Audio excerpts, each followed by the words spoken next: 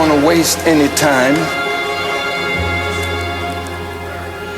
I asked the question, who are the real children of Israel? And I'd like to answer it right away. Go ahead, dear minister. Like any good lawyer in a courtroom,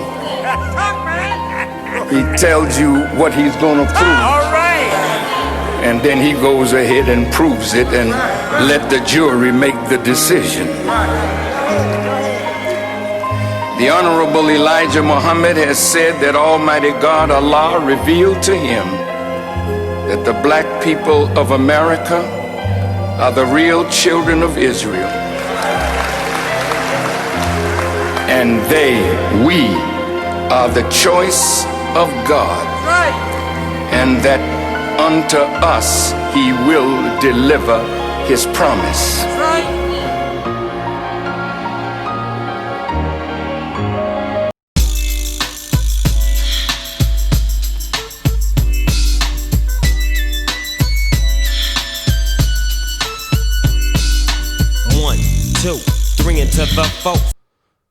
First and foremost, giving all honor and praise to the creator of the heavens and the earth. We thank that great and magnificent God for his mercy, for his grace. We thank him for our ancestors in whatever form or fashion they may be found. We thank him for our founding fathers, Abraham, Isaac, and Jacob. We thank him for Moses and the Torah. We thank him for Yeshua, as the world knows as Jesus, for his revolutionary approach to the new gospel. And we thank him for Prophet Muhammad ibn Abdullah for the Holy Quran. Peace be upon those noble and worthy servants of Almighty God. But surely, if I can thank that great God of men and women I know only from study, only from scripture, I must certainly thank him for those who he has sent in this dispensation of time. So I'm eternally grateful for the most honorable Elijah Muhammad and the God that he represents, Master Farad Muhammad. I thank him for his students, the Honorable Brother Minister Louis Farrakhan, and the members of the Nation of Islam under his leadership and guidance. I thank him for his greatest defender, Brother Munir Muhammad. May Almighty God be pleased with his life and his service, and the co-founders of CROW, Brother Shaheed Muslim and Halif Muhammad, and all of those who are striving for righteousness and peace. I'm eternally grateful for that magnificent God, that merciful God, for showing his favor again and sending his angel to reach and touch our leader and teacher, Ben Ami, his excellency, Hamashiach, and impregnate him with a vision of land, language, and culture to return back to the land of our fathers. I thank him for Nasik Shaliach, that master teachers through his writings taught us the knowledge of self. And if those two were to have a spiritual son, it would most certainly be my father, the man whose loins I am a recipient or passed through to be produced. That great and holy redeeming angel, Prince Asiel ben Israel, I greet you, my brothers and sisters, in the words of peace and paradise. Shalom alaikum, assalamu alaikum, peace be unto you. I first want to, I see my brother is watching. I want to give him a wonderful round of applause for the beautiful strides that brother is making to rehabilitate himself and to show the power of Almighty God by just 4 years ago being told to us by his physician, his surgeon, that he would never walk again, talk again, if he was blessed enough to live. And not only is he talking, not only is he alive, he is walking and on his way to running towards salvation. And I had the beautiful opportunity to speak with him today. And I pray, if the schedule permits, that in the upcoming future, that we'll have him on the show, on our Saturday show, to give the history of not just himself, but of Chicago and the revolutionary aspect of what we know as street gangs, but in his original intent was so much more. Him being a member of the Blackstone Rangers, but him being a son of God and upholding the pillars of faith of Islam, peace, justice, freedom. Let me also say this. before I go any further into the conversation today, I am anticipating tomorrow's monumental discussion that I'm going to have with my brother, Yorai Ben Adiel, who is, again, a great brother who I am so honored to have on the platform. I'm so honored to build with and do magnificent things in the future. And tomorrow's discussion starting promptly at 12 p.m. Central Time. I encourage you all to look in and watch and dialogue and share your comments, ask questions, even if you will, so that we can have a discussion not based on just our perception or our interpretation of this discussion that we'll be having or the topic that we'll be discussing, but to strategically, analytically be able to conversate on reason and logic so that we can take the time in our generation to do our due diligence to to ensure our victory and our success, and so that we don't pass on to the next generation, to our children, to our progeny, all of the mistakes of us and those who preceded us, but we're able to pass on all of the successes of ourselves and our predecessors. See, that's the key. We want to show the continuity of generations so that each generation are not burdened with the responsibility and the ideology of having to start over from scratch. Yes, sir. My brother said, speak on disabled nations. No, brother, you're not disabled at all. The thing that I've seen you do today and previously shows, again, that though you have a momentary handicap, that is something that you're going to, again, show the power of God that you will overcome. And I believe sincerely through the progress that you have made that you will be able to be stronger than you were before this horrific incident. But let's get to our subject matter today, because I wanted to come on and talk as a prelude to tomorrow. But as I was reading and I was doing my studying and looking at the news, I realized that one of the greatest detriments that we face as a people and our inability to acquire or acquiesce freedom, salvation, justice, has been due to a lack of defined roles. Now, let's take this for example. We're all familiar with sports, whether we play it, watch it, or just casually view it. Take basketball, for example, which is probably the greatest sport that's prevalent in the black community, especially here in America.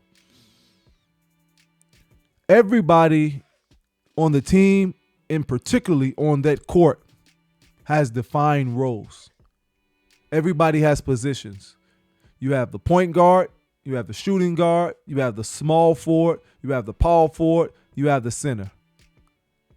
Football, those 11 men on the field at the time. You have the quarterback, you have the offensive line, you have the running back, the fullback, the wide receivers, the tight end, so forth and so on. What I'm saying that for those group of individuals, that team, to be successful, there must be identifiable roles and responsibilities so that everybody could equally carry the load. But what happens when the center disregards his responsibility, his obligation, and assumes the position of the point guard? You have disorder, you have disarray, you have confusion, which ultimately brings on the loss of that team or that group. If the wide receiver decides in the middle of a play, he's not going to catch the ball, he wants to be the quarterback, so he moves the quarterback out the way and gets under center and decides to be in that position and neglecting his responsibilities as wide receiver. What happens? Now, these are crude examples, but I think it illustrates the point that I'm trying to make. If we as a people, if we as a family, as we as a nation do not get back to having definitive roles, if we don't get back to having definitive roles, how can we truly accomplish the objective of the mission? I was talking with my brother, speaking of my brother, and we were talking on so many different subject matters this morning. I was talking to my other brother, More Kananya. I pray he's watching. not here, see the playback. And we discuss the reality of the lack of manhood and that authoritative personality within the home structure. Why is that important? And we've been discussing manhood. We've been discussing integrity. We've been discussing responsibility, accountability. We've been discussing all of these things perpetually. Because, again, when you read Quran, you read scripture, where you look at any historical context, when the man is removed, that scripture say, when that strong man is bound, you're able to rob the house. Literally and figuratively. When you are able to confine and restrict or redefine the position of the man that God had as it relates to his family, now you put everything out of context, creating perpetual confusion. So we must, as my brother said, he said, we got to discuss the return of the mothership. And he said, before I could respond, I'm not speaking about a spacecraft or any alien encounter. He said, we're talking about the black woman returning back to her true nature and being able to be a mother, a producer of nations. Being a mother, that feminine aspect, that protective aspect of the family, which again would not just promote, but it would almost, with retroactive effects, make that man be a man again and make him accountable. But one of the things about the feminization of the black man in particular is that not only has he become more reluctant to take on the roles and the responsibilities of that man, now you see a rise in feminine energy taking on a more masculine responsibility. So now you have confrontation, you have enmity, as scripture say, between man and woman. So now you have outside of you a continuous war and onslaught that you have to face every single day. But inside the home, you have man and woman going against each other for that masculine position. But due to her nature, she's not able to truly fulfill that responsibility, those obligations of being a man. Not to say that she's less than or less valuable, but again, organically, biologically, chemically, there are differences between the man and the woman. So if we're looking at it from a scientific standpoint, those differences, those distinctions, why don't we understand on a spiritual level, if we're the people of God, if we're the people of the universe, if we directly come from that universal source, the distinction between male and woman? Again, as we discuss in this discourse the importance of reclaiming manhood and womanhood and understanding the loss of the science of both, now we can see how it is the main contributor to our rapid decline and total subsequent subjugation. Because you can attack a free man. You can proclaim a war against a free man and free woman, but you can't make a free man a slave. A slave is a mentality of acceptance, your subjugation. You're absolutely correct, brother. The woman is not just a teacher, she's the first teacher. We as men, and I've said this on this platform before, that if you don't choose your mate correctly, if you don't have a woman who already has the essence of God, but is elevated by your not just knowledge, but your ability to apply your knowledge and to see direct benefit, you are almost cursing those seeds. Because the woman has to have the mind of God as well, because she is the first teacher of that child. And I would say, for a large extent of their time, the only teacher up into a point where it's time for us as men to train those children.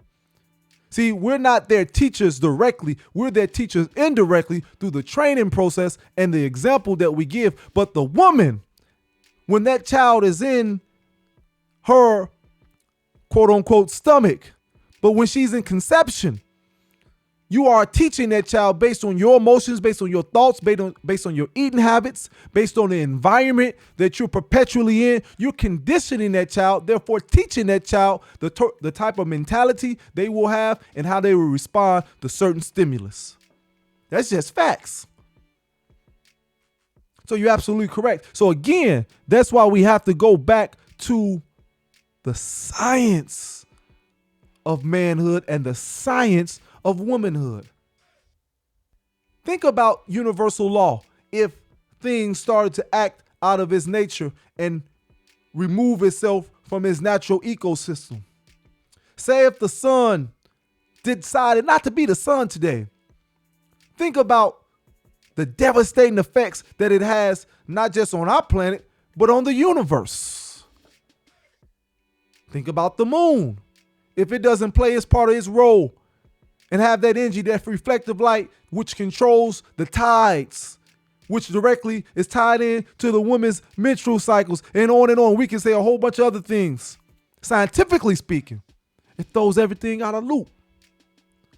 Hear what I'm saying? I'm saying we every day depend on nature to do its job and to do its part.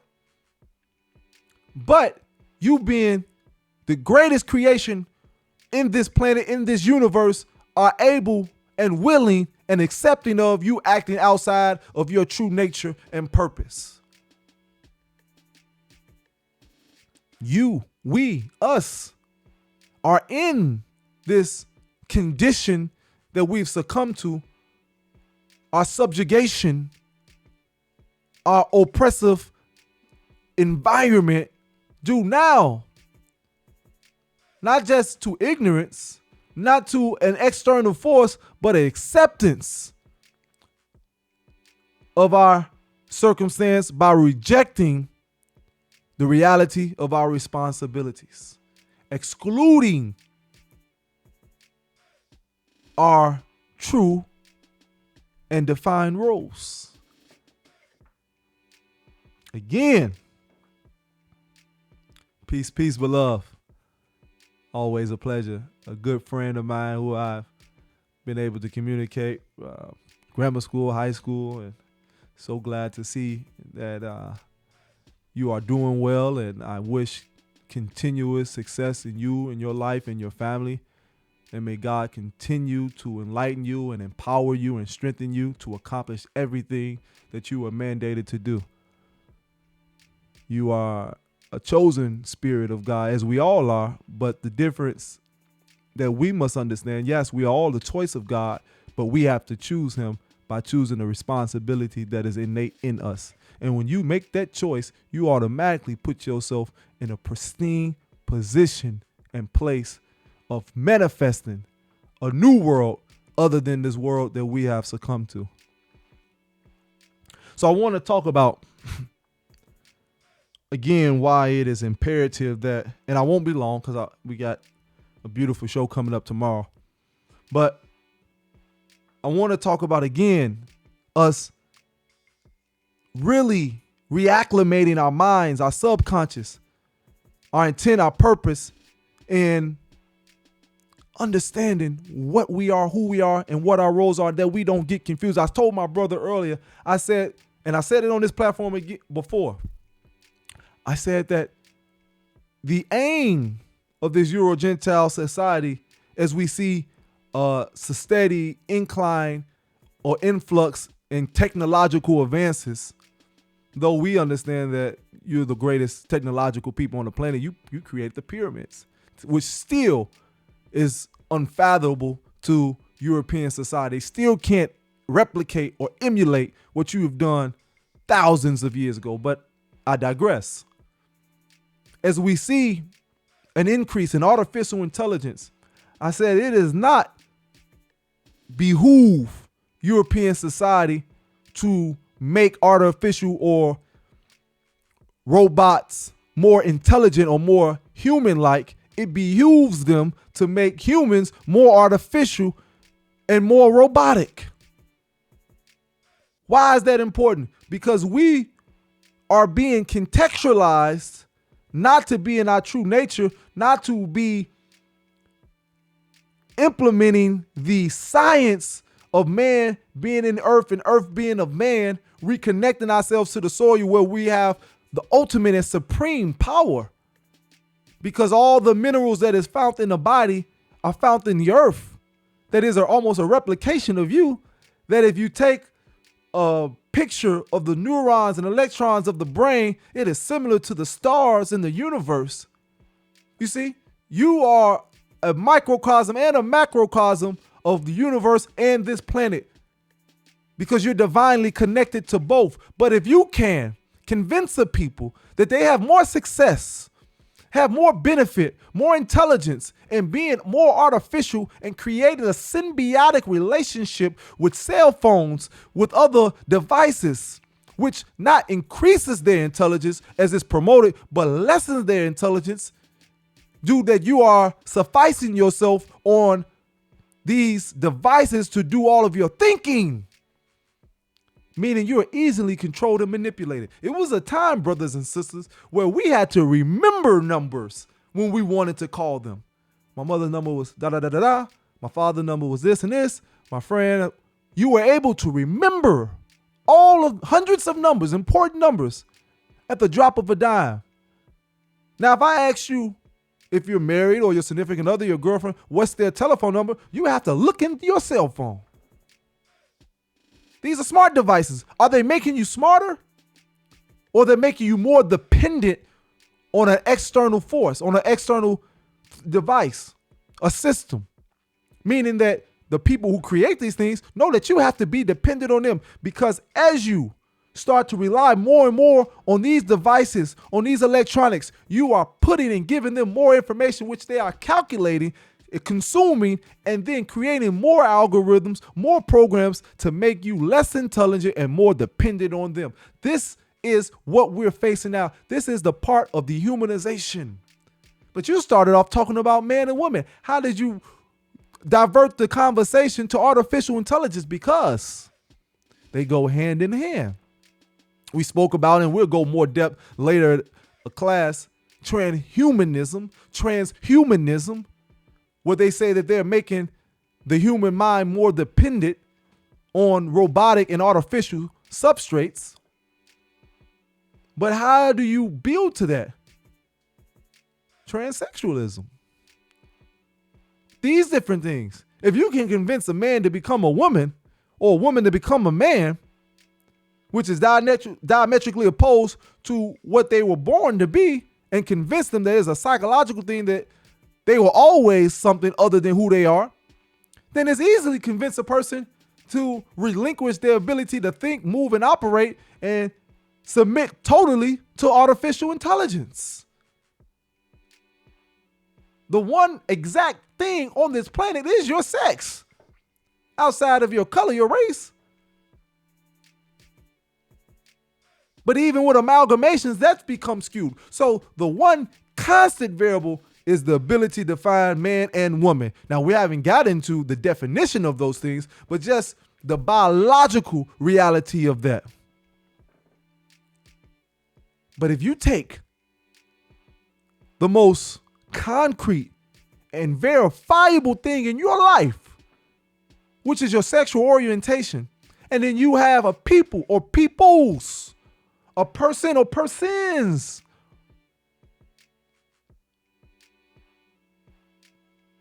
he said people or people, that's both plural. I know, but I'm trying to emphasize the point. Listen to me now. I'm teaching. So we're going to add a little levity to it.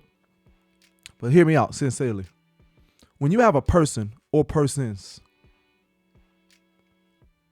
not just convince themselves, but convince others that though they were born a male, they relate, have the attributes and characteristics to a female. So if they start off at a young age by being confused by their sexual orientation, how can they make sound and logical decisions on any other thing in their life? So when you look at us as a people, and that's an extreme example, but look at reality right now. When we see violence, though it's been perpetuated by external entities, it definitely has an internal reality to it. We're definitely killing each other. Now, it's other contributing factors to that reality, which we've spoken about before, and we will speak about again as I reiterate certain talking points that's based on truth.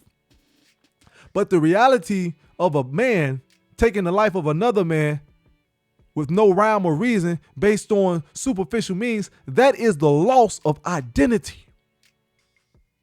Brothers and sisters, I'm not no punk, but you never hear me talk about violence. Whatever skill set I have acquired over my tenure as becoming a man and developing myself, I don't use it just for the fact that I have the ability to use it.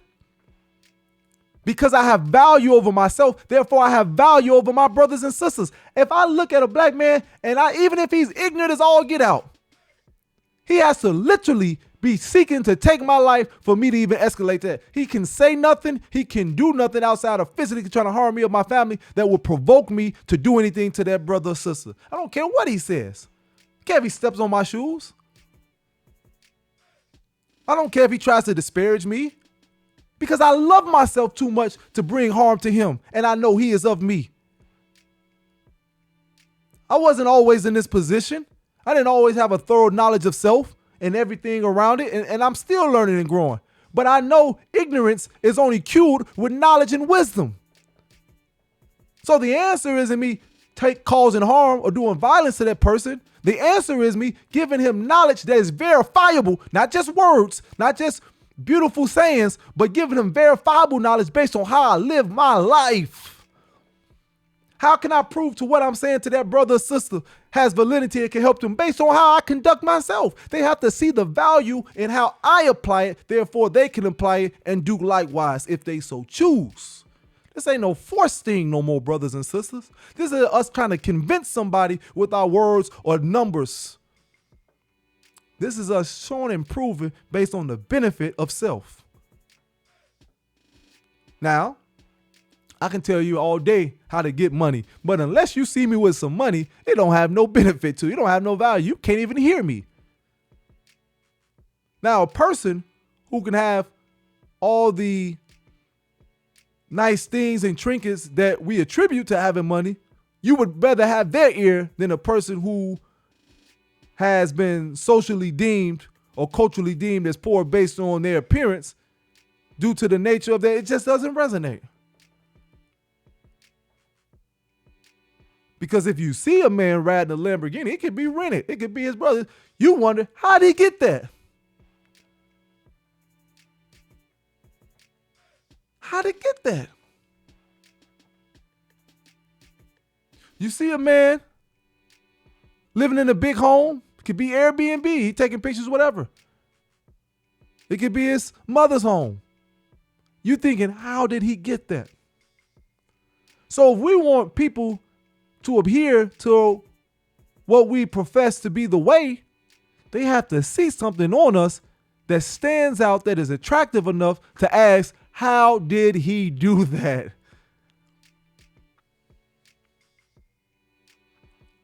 But again, how do you do that? It's by knowing self. It's about having the ability to be confident in your skin and stand on truth and produce it.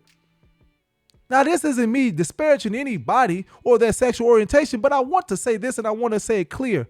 If we're not doing something that is beneficial and advantageous to the removing of this oppressive system, we don't need to partake in it.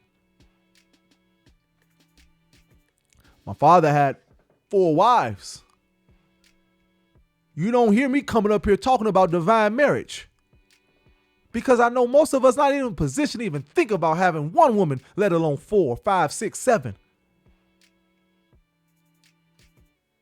We haven't done the necessary work on self to even entertain a girlfriend. See, we can't play with this no more and use mantras and cliches and it don't have no real value. Okay, you got women that like you. You got 5, 6 women. You got 5, 6 wives. So do pimps. What value are you adding to your community? What value are you adding to your family? Are they women or sister wives that look at themselves as sisters and work collectively together to achieve a goal and objective, to properly train and raise the family and create an infrastructure and an empire from within that sustains and benefits everybody? Or is it feeding your ego and your own insecurities? See, we've become a self-serving people that instead of removing the problem, we want to feel good while participating in the problem. Well, I'm saying that day is up. That day is over. It's time again to have the roles be redefined or be defined in a way that it was originally intended. Brothers and sisters, America and nations likewise are parasitic at the root. They're parasitic at the root. What's a parasite? It's an organism that lives on another organism or species, which is the host. And they use that host, that body, that species, that other organism as a means to sustain their subsistence or their nutrition. Meaning that parasite can't live alone. It can't live by itself. It needs a host to attach themselves to sustain itself. Now, by nature, America is that, because though they say they hate you, they want you to go back to Africa, why haven't they sent you out of here? Why won't they let you go? It's because they need you to sustain themselves. Europe cannot sustain itself without Africa. The Arab world and European Arabs can't sustain themselves without Africa. The Americas can't sustain themselves without the original people. They can't. We seen Roger Goodell castrate, at least from a financial and a cultural, where you look at the football perspective, our brother who was the quarterback of the San Francisco 49ers. But when this whole Black Lives Matter or the death of George Floyd and these protests started to arise, we seen him change his tone, because he said, hold on, at the prospect, I can lose one Negro quarterback. I can't lose them all. Because the NFL, even though at one point it was an all-white league, we seen that it was limited. And once we let individuals like Jim Brown, Herschel Walker, we can go on and on and on. It had national acclaim. It exploded because now you've seen another type of athlete, a supreme type of athlete, which was able to garner the attention of the masses. Hey, we need these black men to run that football, throw that football, catch that football, entertain us to make the money that we want to make. You forgot. You can say what the economy was different in those times, but NFL players in the offseason had regular jobs. They were doing it just for fun, pretty much, at the professional level. But once you start to see an influx of black athletes, and I'm limited the NFL, but the NBA, so forth and so on, the MLB, you start to see the contracts, the money that was being made go to astronomical numbers. So it went to a corporation that was making hundreds of thousands now to being a multi-billion-dollar corporation. That's because of you. That's because of you. But I digress. But when we're talking about a parasite, we have assumed and replicated that nature. We've become parasitic to our own people. So men, you're not giving life to your women, to your children. You're sucking life from them because you're sending your woman out to do all the work and the heavy lifting, and you're not providing and doing the necessary things to ensure their success and their protection. How do I say that? Because it's too many young men die each and every day at the hands of other black men. It's too many young black men and women being killed by white race soldiers that we call police. Too many examples, clear cut, and nothing is being done. Are you advocating violence? No, I'm advocating justice. And justice isn't the ability to go out and march and lift up some signs. Justice isn't trading in one white supremacist Donald J. Trump for another Joseph Biden. That's not justice.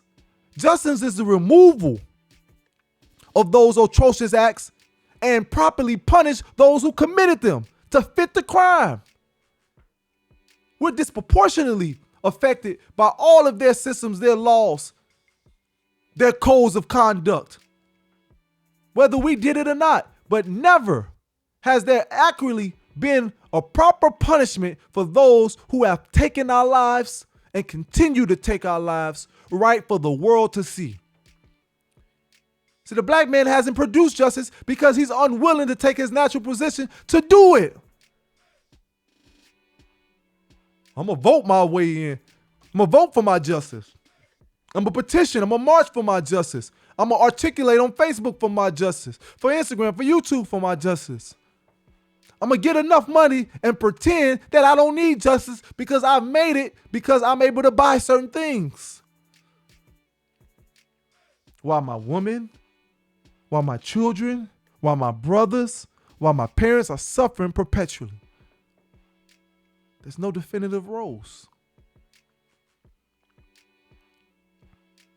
A person who receives support, advantage, or the like from another or others without giving any useful or proper return. As one who lives on the hospitality of others. Have we got any return for what we have given America and the world in the last 500 years, 600 years?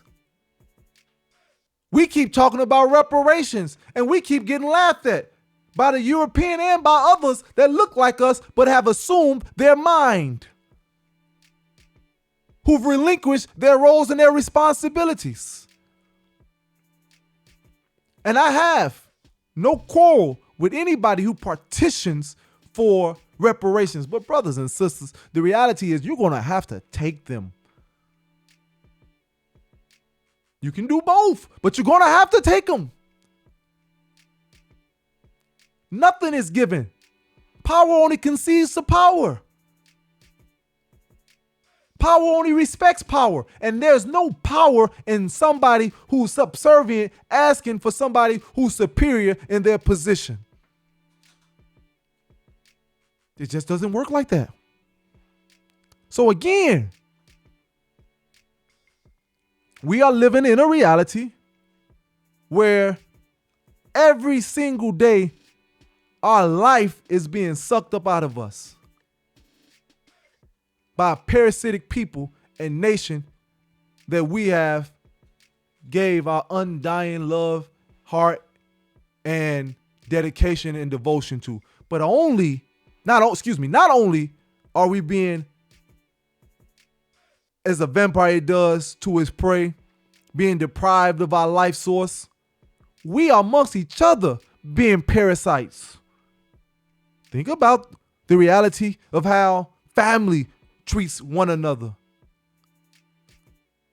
That when we have a family member, if we have somebody who has made it, we try our best to suck whatever we can out of them. Or we see somebody's in a lesser position and we want to get around certain ends. Say if we have certain businesses, well, we don't want to hire somebody because we're going to have to pay them minimum wage, or we're going to have to pay them certain things and there's certain rules and regulations. But if we can bring a family member in, guess what we can do? We can tell them it's for the family. You got to suffer a little bit. No, we can't pay you this time. I ain't got paid in 2 months. I know. But it's for the family, which we all understand. Sacrifice. But it's got a hard time selling me on me sacrificing while you living nice and well. But we use that parasitic nature. Look at our communities. Look at our environments when you walk outside. Look about how men treat the greatest gift of God, our women, the producers of our children, of our nation. Look how we treat them. We abuse them emotionally. You ain't this, you ain't that. Making them feel like they don't have no value, that they're not beautiful enough, that they're not worth anything. We go out on them. We walk out on them. We lay with other women. We cheat. We do all these different things. What type of psyche does that leave them? We're not intellectually developing them because we haven't learned anything ourselves. So we don't go back and teach and elevate them. The verbal, as my sister said, abuse that we give, calling them B's and H's and everything else. And then up into a point where they use it as a term of endearment. They've been called a B so much that now it is a compliment amongst one another. Think about that. That's the same thing that happened with nigger. We were called nigger so much, they thought it was our first, last, and middle name.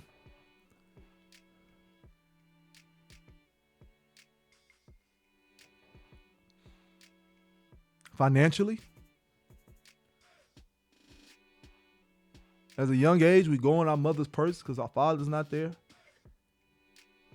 Older, childlike men go in their women's purse because we can't get a job, we in and out of jail. And again, it's other things that contribute to that reality. But still, where's the integrity? Where's the honor in that? We haven't gotten to the reality of us physically putting our hands on them because we're so weak and we're tired of getting beat by society that we come out and take it on our women because we have the physical prowess to overpower them. The sexual abuse that uncles and fathers do to their children.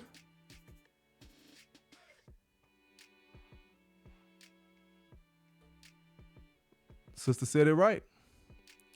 We try to justify behavior that doesn't have any benefit. There are other words to use that actually have such a beautiful meaning that don't even correlate with negativity that we can use in replacement of those terms, such as B, H, and everything else. That doesn't have to be our vernacular. That doesn't have to be the language that we use. There are other words. And if you just want to be exotic, use another language.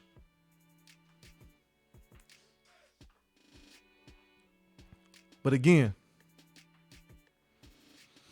for survival, that parasite must consume its host and intake all of the essential nutrients for its life to continue. When are we going to remove that parasite from without, but most importantly from within? When are we going to remove that detrimental behavior that has us thinking that we're less than and that we should accept abuse in whatever form or fashion that it comes? That because that's my husband, because that's my brother, because that's my mother, because this person, I have to accept that abuse. Well, I ain't that pretty. Well, I'm not that smart. Well, I got 3 kids, so who else will want me? I gotta just accept what I can get. That's a lie. That's a parasite inside of you thinking that that behavior is acceptable and thinking that you have to continue that life in that fashion. But because the man has not taken his responsibility role, he's not there to give proper context and teachings. He's not there to educate his little sister. He's not there to raise his daughter properly, leaving her to the world. He's not there to protect the sisters and not prey on them himself because he has a sexual appetite that he cannot satiate.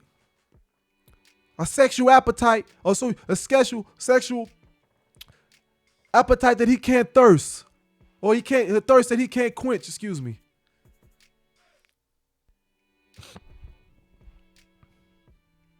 We have to come to the realization that we are perpetuating this reality, and the lack of the signs of manhood and womanhood being implemented, sustained, and protected is causing this reality. Because real men don't hurt themselves, don't hurt other men, and they especially don't hurt no women. They protect and elevate their women and their children.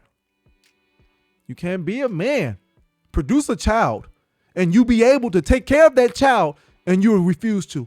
Well, I can't get no job. Are you in that child's life? Are you teaching them? Are you thinking of different ways that you can be creative to at least produce some type of revenue to do the bare necessities? Or you're just giving up? Men don't give up. And God's produce. So you can't consider yourself neither or one of them if you're not able to do that.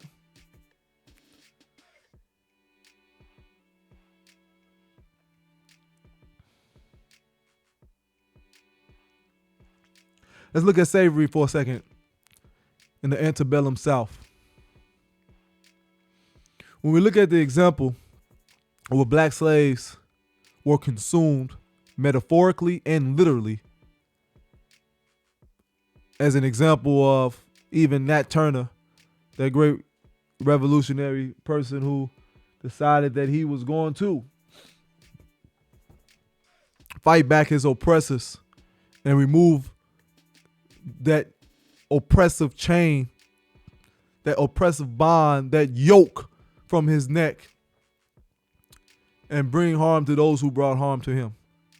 Not only did they kill him, hang him, dismember him, castrate him,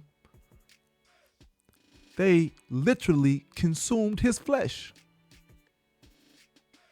Oh, why are you bringing that up?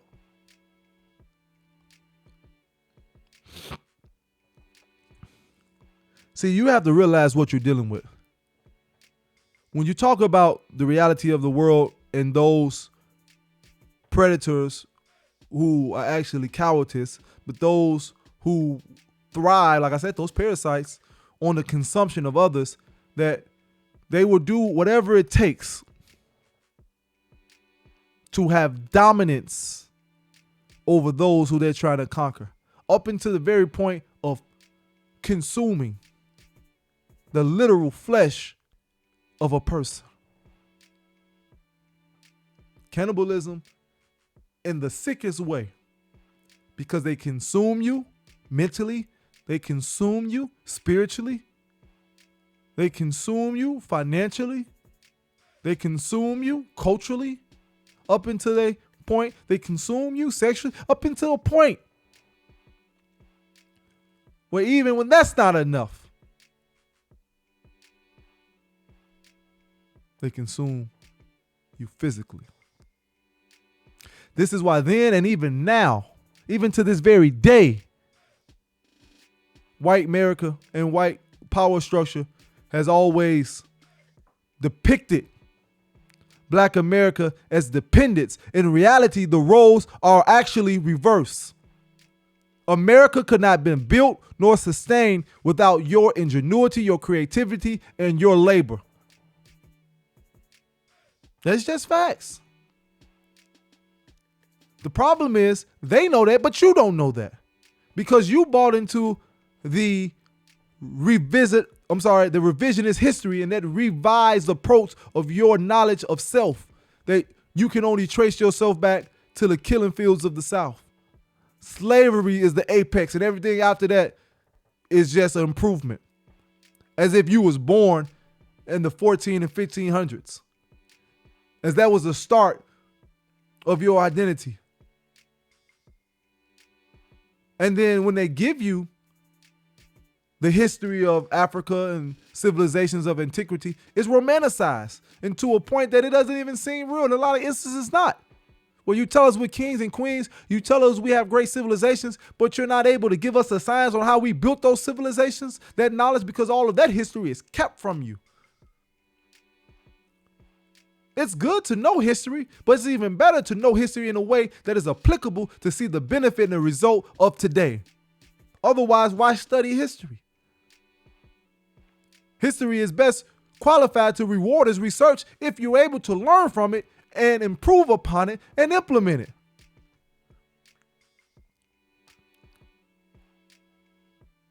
So, I want to go to this book for a second. Interesting book, The Delectable Negro: The Human Consumption and Homoeroticism Within U.S. Slave Culture. I'm going to read a quick little part of it.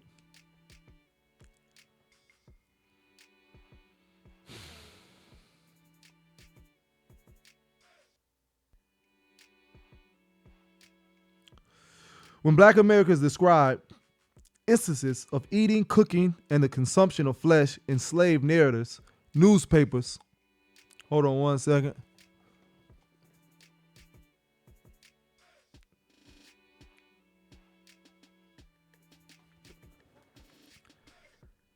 When Black America described instances of eating, cooking, and the consumption of flesh in slave narratives, news articles, speeches, testimonies, sermons, and autobiographies, they are not only questioning the national body politic, but also try to understand why and how they had become so delectable, so erotically appetizing to a nation and the white populace, that at least rhetorically denied and despised their humanity. A New Orleans physician named Samuel A. Cartwright perfectly captured this denial of and despising of the Negro in his medical writings. Cartwright's popular views depicted the Negro as childlike, lacking civilization, and therefore a completely undesirable species. On the topic of Negro, listen to this.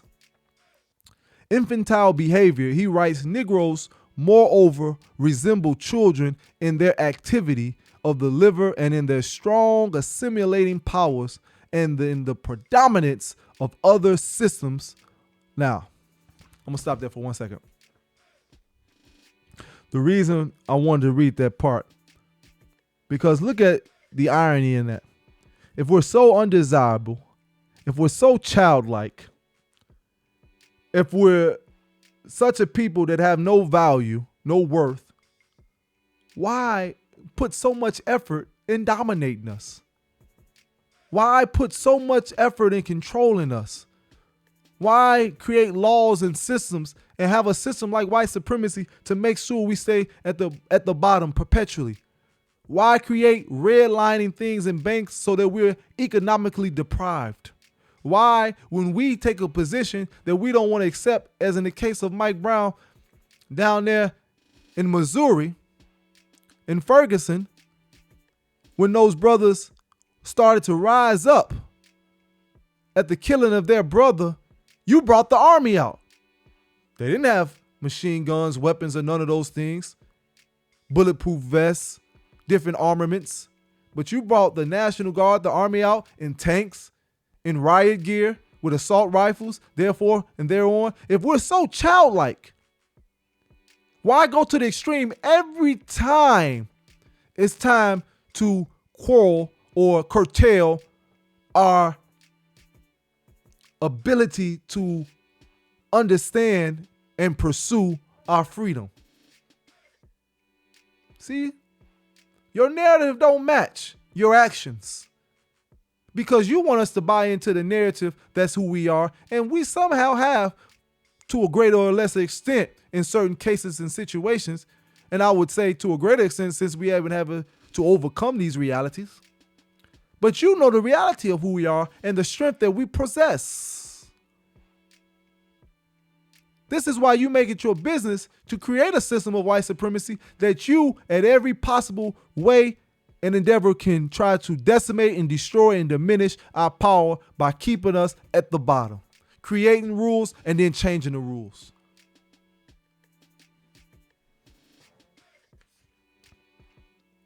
I'm gonna finish up soon.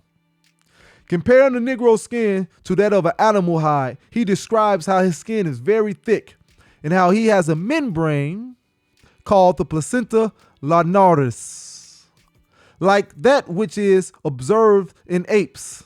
He reserves his most sweeping comments for the so-called African biological and racial inferiority, which in his opinion has rendered the people of Africa unable to take care of themselves.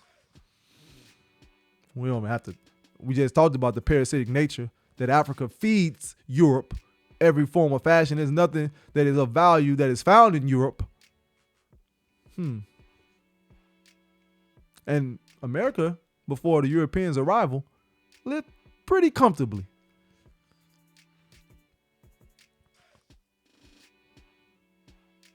In reality, of course, the enslaved black persons took care of the whites who often act. Okay, I'm gonna stop there for a second. Because we know the history bears witness to this, and they're telling even their accounts that when white women would bear children, the black mammy would breastfeed them, would take care of them, would clothe, would do all of those things. When they were sick, we would give them administrative aid, doctor them up, cook for them, build their homes, build their economy. You taught us that, and you couldn't do it for yourself when you came over here off the Mayflower, the Nina, the Pinta, the Santa Maria. You were eating one another because you didn't know how to feed yourselves. Ooh. Under this cloud of illusion, wherein whites depicted the Negro as helpless adult infants, they themselves embodied white hungers for and desires for the Negro could flourish. On the level of adequate taste for the Negro, Cartwright's pseudo-medical science portrays the myths of the Negro child and of eroticized and animal-like African, stoked white appetites and made the Negro into a delectable, desirous object. I'm going to stop right there for a second,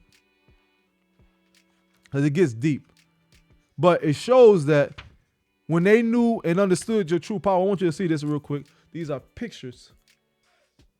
You see that? That's Europe right there. You got Hitler, you got Britain, you got Stalin, you got these guys, and guess what that bowl is? That's Africa. It's a bowl of Africa. That's Africa. They all want to consume you. Metaphorically and literally. When you look at some of the atrocious things that were done by King Leopold and the Belgians in the Congo, all of those who want to be Rhodes Scholars, and which was formerly known as Rhodesia under Cecil Rhodes, how he was raping and molesting those young black children. They were eating those children. I mean, literally eating those children. Look at this picture right here. You see that? Those are white men about to carve into the black man, which represents Congo. But it also, look how that spear, that knife is sticking out to look or depict as if it's a male phallus. So it's always got that sexual connotation. Why am I talking about that? Because they have made the sexualization on a homoeroticism of white America synonymous with black America and the black freedom and liberty struggle.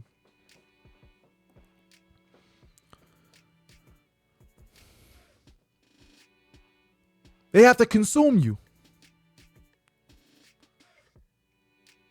They had to make sure you assume the role is not just perpetual children, but they will make you the young girls of all races. To turn the greatest creation of God, the black man, into a young girl, meaning that not only were you effeminized, that you were told and solely dependent on someone else. That you could never overcome or overtake your oppressor. I'm reaching an hour. Okay, I'm gonna go ahead and finish up. But there's two things I want to read. I want to show you something. I want to play a video. No, I'm going to play the video. No, yes, I want to play the video. Now, this happened at the Million Mega March. And this was, again, women, I want you to hear me and hear me clear. You have to not be afraid of having a strong, intelligent, witty, strategic black man in your life, because they will allow you not just to be shielded from your own indiscretions, but they will protect you from the outside world.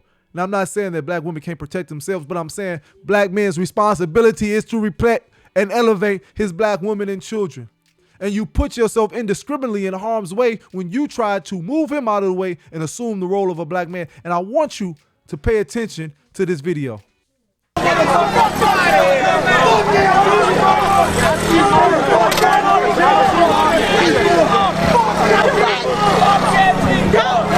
Put that shit away. Hey, Blade. Hold on. I'm going to go back to it. But I want to give context to this. Again, this was at the Million MAGA March that just took place over the last weekend. Now, this one couple, this lesbian woman and woman, decided they wanted to go out there and protest against the protesters.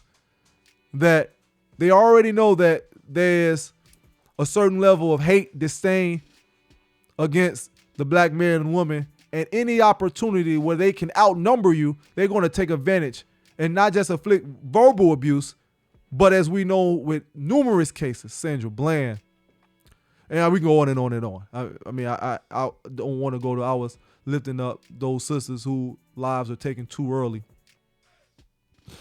But as you see, the reality of what I'm about to show, how dangerous it is when the strong man is bound, and how this could have been dramatically worse, even though this was a terrible situation.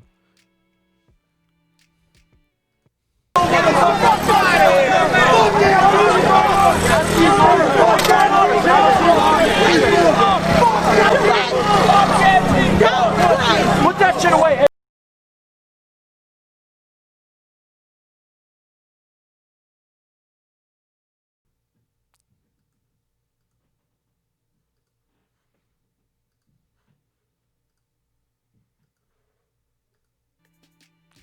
Hold on, the film went off 1 second. Let me get this fixed. That was my fault. All right. I was trying to pause it to say something, and I pushed the wrong button. We're going to bring it right back. Okay. I'm just going to let it play all the way through.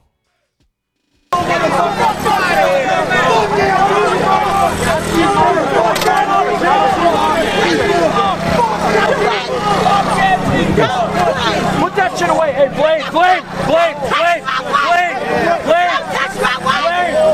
Now, she's yelling, "Don't touch my wife. Don't touch my wife." Now, she brought out a knife to defend herself because you see all the crowds of people that's still around. Now, her wife is on the bicycle or the motorcycle. Now, watch the white man in behind.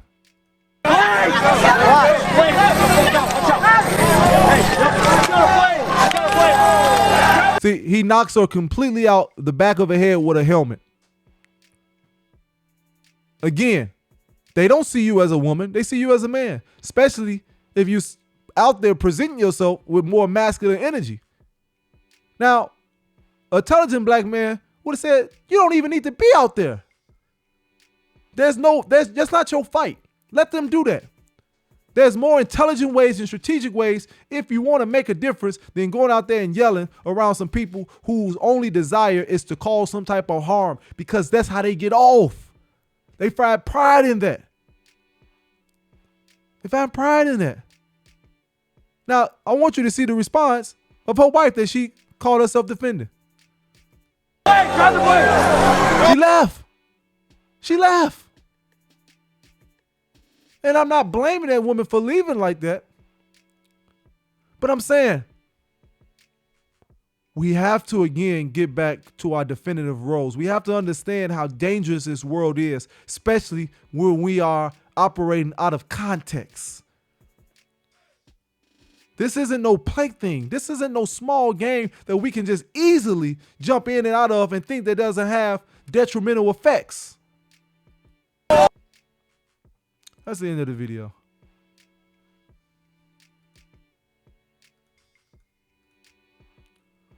So,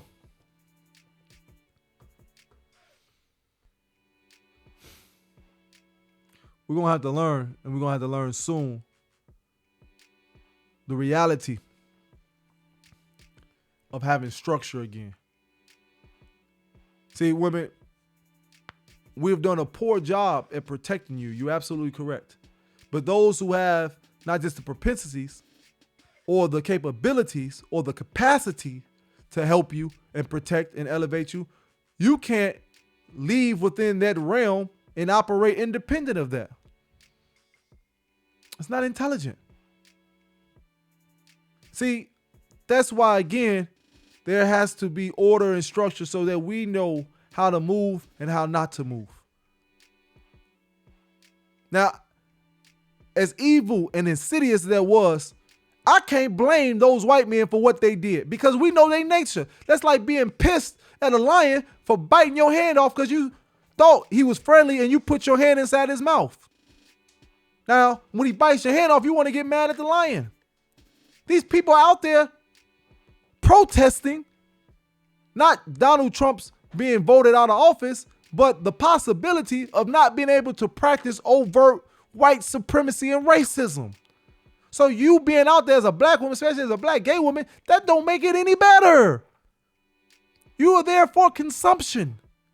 And because we're not thinking with logic and reason, we're acting off emotion, without structure, without protocol, we are subjecting ourselves to this type of situation. But I want to tell you how important it is to understand how to raise your children. Probably I'm going to touch on this and then I'm going to leave because it's over an hour. I didn't plan to be on this long, but this subject matter, I'm going to have to come back and finish up because it's so important and so much more to get into.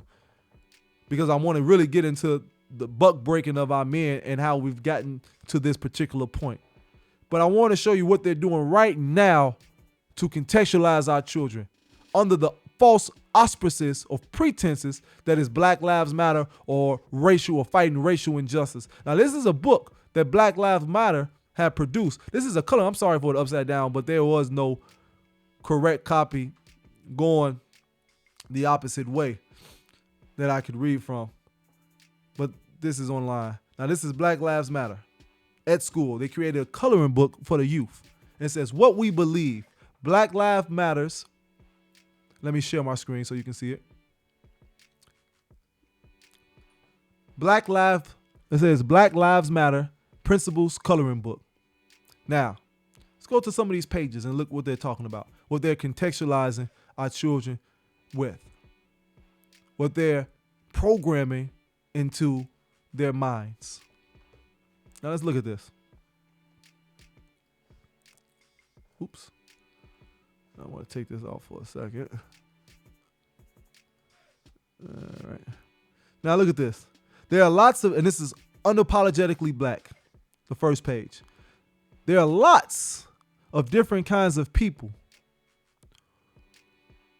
And one way that we're different is the color of our skin. It is important to make sure that all people are treated fairly, and that's why we and lots of other people all over the country and the world are a part of Black Lives Matter. Why didn't just say all lives matter? Why the hell are we getting mad at white people when they say all lives matter when we just make a book that's on the pretense of Black Lives Matter and we include all people, domestically and globally? That's a total contradiction. So now you're confusing the children. So any logical child, I don't care how old they are, they're going to say, well, why are you saying Black Lives Matter? It should be all lives matter. But it gets worse. Now, diversity. Different people do different things and have different feelings. It is so important that we have lots of different kinds of people in our community and that everyone feels safe. Now, they're showing Asian women, white women, so-called Native American women, black women, and they're showing them in different forms, insinuating by their dress that some of them may be homosexual, lesbian, or anything like that. But because it's not articulated, we can't jump to conclusions. It just may be the way that they want to dress. But you saying diversity and you have a picture with just women. Okay, was it diversity of different cultures? But it's in black and white. So what are they trying to indicate? And again, we're talking about Black Lives Matter. What does that even mean? That goes to empathy, and it kind of goes on that line, but so I don't be here all night. What does it say? Restorative justice, love and engagement. Now, all of these have certain things that we need to read. Now, I want to read Black family. Now, listen, Black families. It has an older man with a stoic look. Seems a grandmother with 2 young children. A young girl, seen preteens, and an adolescent child. It says there are lots of different kinds of families. What makes a family is that the people who take care of each other. It's important to make sure that all families feel welcome. Now I know it's upside down, but I want you to keep going with this. Black women. There are some people who think that women are less important than men. We know that all people are important and have the right to be safe and talk about their own feelings. Now, again, you're creating that disdain, that enmity between black men and women. What are you trying to indicate? What people think that women are less important? Because that misogynistic nature is not really traditionally found in black families, in black culture, in African culture. The woman is held in high reverence. She's held in high reverence. So again, when you look at misogynistic practices, you owe the white man for that. You owe the white man for that. He gave his slave the right to vote before he gave his white woman the right to vote. Now, right after the black woman, they don't say nothing about the black man. It goes right to the black woman. And then it goes to queer affirming. Everybody has the right to choose who they love and the kind of family that they want by listening to their own heart and mind. Now you're bringing queer LGBTQ stuff into a child's coloring book. So now you're not teaching them equality. You're not teaching them the reality of black lives or racial injustice, having self-pride. You're teaching them sexualization because there's no reason. You don't even have to bring in the traditional man and woman context like that. But when you ask, or you'll ask, what's a queer? Now you have to bring sexualization into the occasion. Whereas when a woman likes a woman, well, I like my mommy, and I'm a young girl. No, not like that. Well, then like what, mommy? Well, when they get married in what? So now you have to explain to a child sexualization. Now look at this. Transgender affirming. And it has a picture of what it looks like to be a man who has a beard in women clothing. So when they show a black man, they show him as a woman. They show the older black man with this stoic look, almost looking like he's mad and angry. But the next time you see a black man, remember, they don't identify the black man. They went from the black family, skipped the black man, went straight to the black woman. And the way they described that was kind of awkward. They described her as she's being oppressed by the black man because you don't identify that so-called misogynistic element because it's been so general. Only thing you can relate to is the black man reducing the black woman to less than. And then you go right to queer affirming, and then you go to transgender affirming.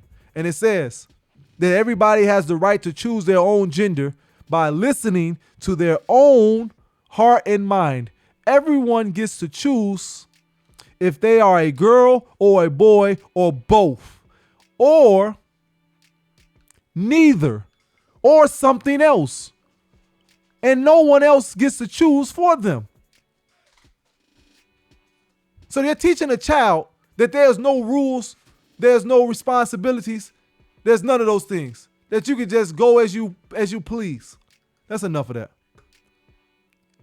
So now we're trying, as children, as parents, our main objective is to teach them boundaries, to teach them rules, to teach them responsibilities, to teach them accountabilities, to identify certain things.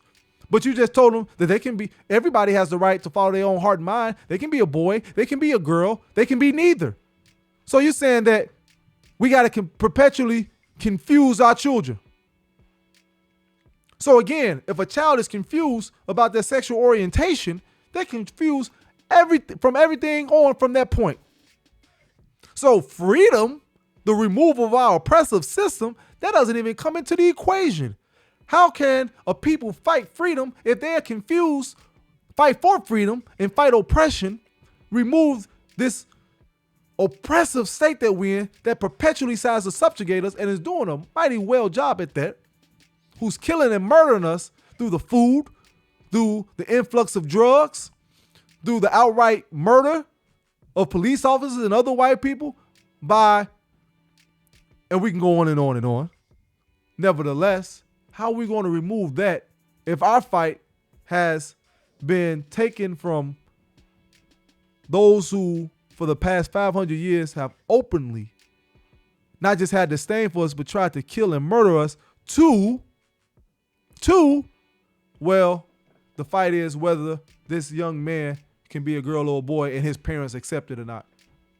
That's not even something that we need to be discussing right now. A child shouldn't even be thinking about sexualization. A child should be thinking about being a child and being developed in the way that their parents see, based on their ability to be parents and provide for them and to develop them in a proper way. But as a people, the conversation should always be geared towards freedom, justice, and equality. Removing this oppressive system. Being in a world where we are not fearful of one killing one another based on our ignorance and based on all of the number of factors that resulted in that reality. But most importantly, it's one thing to get shot by a criminal or a supposed thug or gangster, but it's another thing to have fear continuously and perpetually by the so-called and supposed men and women who are supposed to be upholding justice. Every time we get pulled over, we got to wonder if this white police officer is going to blow our brains away.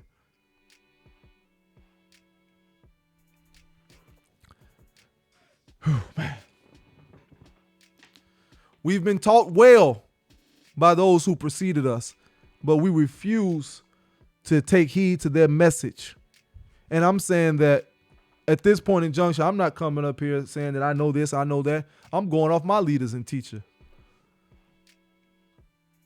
I'm going to regurgitate the teachings of the most honorable Elijah Muhammad. I'm going to tell you about the excellency of Ben Ami and what he brought forth. The example that my father gave me. The example of the Honorable Brother Minister Louis Farrakhan and the wonderful words of wisdom that he has personally given me, but he has given all us through his hundreds of thousands of hours of teaching. Brother Munir Muhammad Crow, the institution that he established based on the premise of remembering the greatest man that did so much for our people. So only thing I can do is be a reflection of those who preceded me. But I cannot blindly look away or cover my eyes and my ears, put my head in the sand to this onslaught of confusion, this onslaught of miseducation, misidentifying who we are and what we are, so that we can perpetually be slaves and be in this predicament and situation. I won't do that. I will not do that, because I can't continuously say things need to change and we see a problem with this world, and then I'll be a perpetuator of that. I'll be a practitioner of all of these evil, insidious things that has done nothing beneficial for our people. Now, if you can point out how that removes the system of white supremacy, how that removes economic deprivation, how that removes all of the injustices that we see and face every single day by me becoming or saying I'm a woman, I just miraculously become a free man. If you tell me that's a reality, I won't do it, but at least I will take heed to your point. But since you can't do that, since it's never been done and we know that's not the reality, the only thing is to do is to get back to who we are, get back to our true nature, and fight this enemy once and for all and remove this evil from the face of the earth so that we can be free people practicing justice and not emulating and repeating the same world that we're coming out of. I thank you for listening. And I thank for all those who have commented and contributed to this conversation and took the time out to hear what I had to say. And I look forward to speaking with you tomorrow at 12 noon with my brother Yoa. We're going to have a beautiful conversation. Hopefully and prayerfully, my barber feels better and is able to cut me up in the morning before it's time for me to do the show.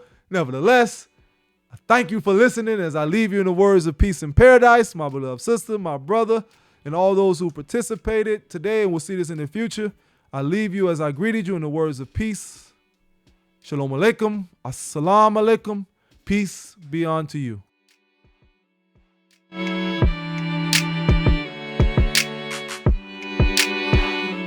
Oh yeah, shopblackroyaltywear.com, shopblackroyaltywear.com. Got to get that little plug.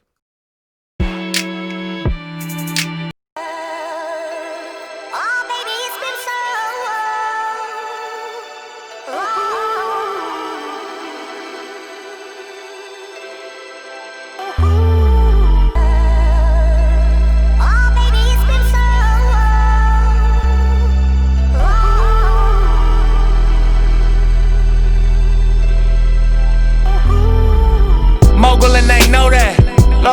flow man. Courtside Chamberlain throwback match my Rolex. Everywhere I